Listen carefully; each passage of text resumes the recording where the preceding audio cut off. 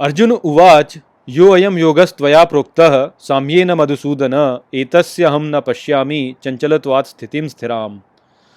नमस्कार मित्रों, ये जो श्लोक है भगवत गीता के छठे अध्याय का 33वां श्लोक है, जिसे हम आज गहराई से समझेंगे। तो आइए सबसे पहले इसके अर्थ को समझते हैं। तो जो श्लोक है वो कहता है, अर्जुन उवाच अर्थात अर्जुन बोले, यो अयम योगस्त्वया प्रोक्तः अर्थात जो ये योग तुमने बोला, साम्येन मधुसूदन अर्थात समभाव से हे मधुसूदन, एतस्य हम न पश्यामि अर्थात इसको मैं नहीं देखता हूँ, चंचलत्वात् स्थितिम स्थिराम अर्थात स्थिर रूप से चंचलता की स्थिति के कारण।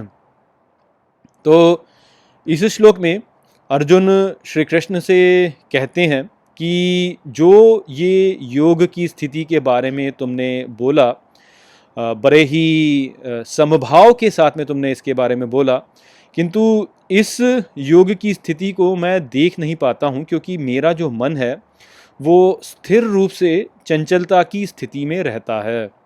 तो यहाँ पर अर्जुन ने एक ऐसी समस्या का वर्णन किया है जो कि वास्तव में हमें आत्मज्ञान से रोकती है। यहाँ पर अर्जुन ने स्पष्ट रूप से बोला कि मेरा जो मन है वो तो स्थिर रूप से चंचलता में ही रहता है, वो हर समय पर हर स्थान पर चंचल रहता है। और क्योंकि ये चंचल रहता है, इस कारण से आपने जो ये बोला कि व्यक्ति योग को प्राप्त कर सकता है, मुझ में स्थित रह सकता है, बाहरी आवेगों से प्रभावित नहीं हो सकता है, ये मैं देख ही नहीं पाता हूँ। और मैं देख नहीं पाता हूँ क्योंकि मेरा जो मन है वो चंचल रहता है, सभी समय पर सभी स्थान पर स्थिर रूप से वो चंचल ही रहता है। तो ये जो समस्या है ये हम सभी के साथ में रहती है कि हमारा जो मन रहता है वो सदा चंचल ही रहता है, और इस कारण से हम कभी भी अपने वास्तविक स्वरूप को देख नहीं पाते, और इस कारण से हम कभी भी आत्मज्ञान को प्राप्त नहीं कर पाते। आप इसको ऐसे समझ सकते हैं कि देखिए, मान लीजिए कि आप एक वन में हैं और वन में जाते हुए रमण करते हुए आप स्वयं को देखना चाहते हैं। अब स्वयं को देखने के लिए आपको वहाँ पे दर्पण तो मिलेगा नहीं, तो आप क्या करेंगे, आप किसी झील में जाएंगे या किसी जलाशय में जाएंगे, और वहाँ पे जलाशय में जाकर आप देखेंगे कि किसी जलाशय के जल में मैं अपने प्रतिबिंब को देख पाऊँ। अब यदि आप ऐसा किसी जलाशय ढूंढ पाते हैं और वहाँ पर जाकर के आप अपने प्रतिबिंब को देखने का प्रयास करते हैं, तो आप वहाँ पे देखेंगे कि वायु के आवेग आ रहे होंगे, और वायु के आवेगों के आने के कारण होगा क्या कि जलाशय में लहरें उत्पन्न होंगी, और उन लहरों के उत्पन्न होने के कारण आप जलाशय में स्वयं के प्रतिबिंब को नहीं देखेंगे, आप वहाँ पर केवल लहरों को देखेंगे। तो हमारा जो मन है वो वास्तव में इस जलाशय के जल के समान है, और हम स्वयं को इस जलाशय के जल के द्वारा ही देख सकते हैं। हम स्वयं को स्वयं से नहीं देख सकते, क्योंकि जो ये देखने का जो भाव है वो हमारा ही भाव है। तो वो क्योंकि हमारा ही भाव है, जैसे हमारे नेत्र स्वयं को नहीं देख सकते, ठीक उसी प्रकार से हम भी स्वयं को नहीं देख सकते। स्वयं को देखने के लिए हमें एक स्वच्छ मन की आवश्यकता होती है। उस मन में ही हम स्वयं के प्रतिबिंब को देख करके हम स्वयं को जान सकते हैं। तो अब यहाँ पर भी आप ऐसे समझिए कि उस जलाशय में हम अपने प्रतिबिंब को देखना चाहते हैं, किंतु क्योंकि वायु के आवेग आ रहे होते हैं, तो इस कारण से जलाशय में लहरें उत्पन्न हो रही होती हैं, और हम फिर जब उस जलाशय में स्वयं को देखने का प्रयास करते हैं तो हम केवल लहरों को ही देखते हैं, और फिर हम क्या सोचते हैं कि हम सोचते हैं कि ये लहर ही वास्तव में हम हैं।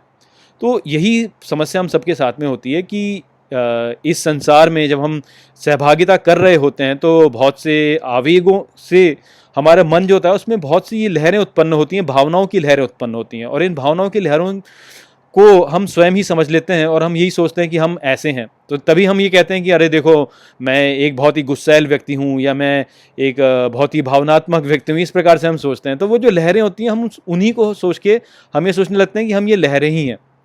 किंतु जब बाहर के जो प्रभाव होते हैं उनको हम रोक पाते हैं, और ये जो वेग होते हैं इनको हम शांत कर देते हैं, तो तब उस जलाशय का जो जल होगा उसमें लहरें उत्पन्न नहीं होती।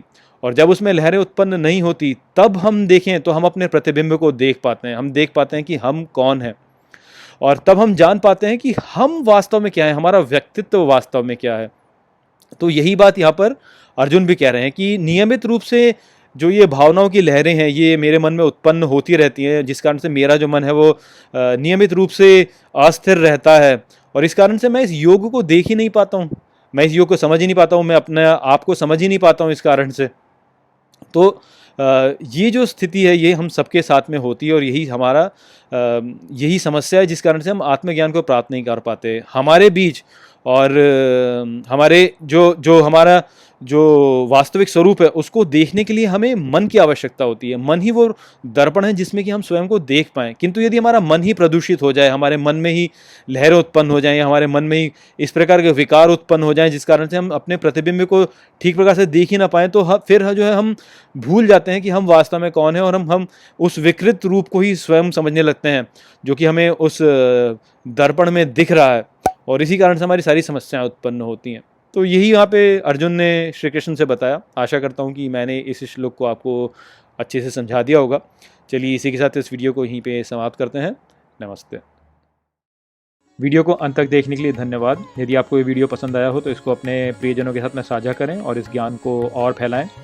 यदि आपके पास कोई भी प्रश्न है तो मुझसे इंस्टाग्राम पर जुड़िए। वहाँ पर मैं हर शनिवार रात को एक लाइव Q&A सेशन रखता हूँ और आप मुझसे वहाँ पर अपने प्रश्न पूछ सकते हैं। जय श्री कृष्ण।